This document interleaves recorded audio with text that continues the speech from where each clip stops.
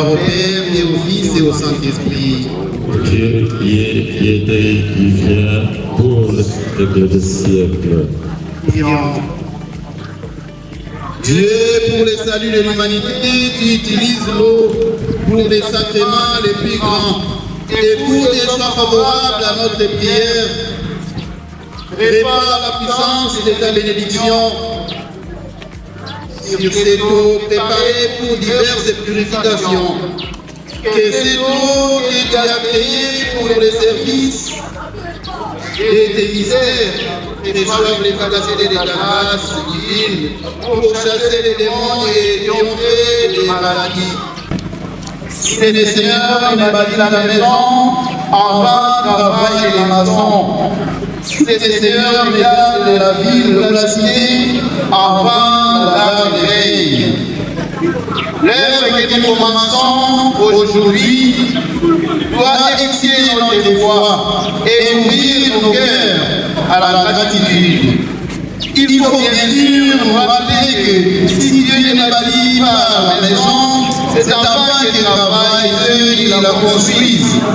Nous sommes en quelque sorte les ailes de Dieu à travers nos œuvres. Chaque fois que nous nous mettons au service de nos frères et sœurs, d'une communauté ou d'une société, au cours de cette célébration, délivrons donc l'assistance de Dieu pour qu'il conduise à bon terme la construction qu'il protège et défende des dommages de l'adversaire et de l'esprit.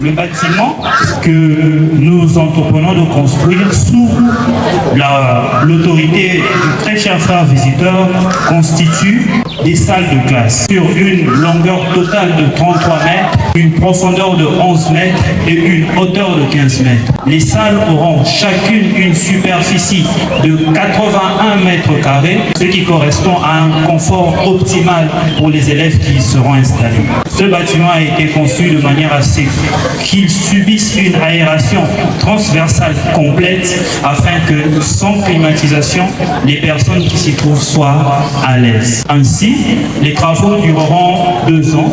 La première étape étant de placer les fondations, la base invisible, fondation en béton armé sur sommet isolé. Ensuite viendra l'élévation, constituée des poteaux et des murs au rez-de-chaussée, de la dalle et des poutres, et enfin au R+1 pour ce qui est du gros œuvre, des poteaux, des poutres, ainsi que de la charpente et du toit. La durée qui a été fixée pour les travaux est de 2 ans.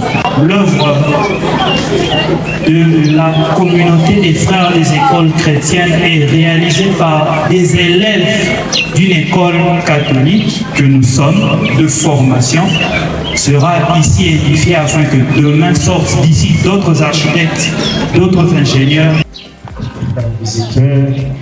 La transparence veut que je dise à la communauté scolaire ici présente que la première intervention financière pour ce projet est de $100 000 économisés par l'école pendant 16 mois pour fêter avec faste le septuagénaire de notre école.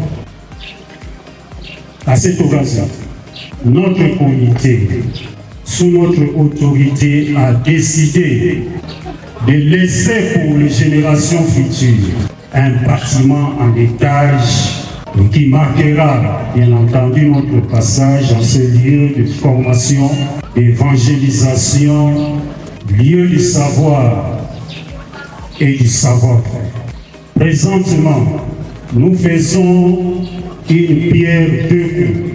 Nous faisons sortir de terre ces bâtiments en étage et en même temps, nous lançons les travaux de rénovation des bâtiments non achevés et délabrés. Regardez ce bâtiment. Bravo à nos prédécesseurs qui, chacun en son temps, a ajouté une pierre à l'édifice. Ici naîtront des vocations. Ici se construira l'avenir. Oui, un avenir, mais un avenir meilleur. Au collège Frère Alimba, nous bâtissons plus qu'un bâtiment. Nous bâtissons des générations. Que cette pierre devienne force, que ce lieu devienne lumière et que chaque pas franchi ici ouvre un chemin vers Dieu.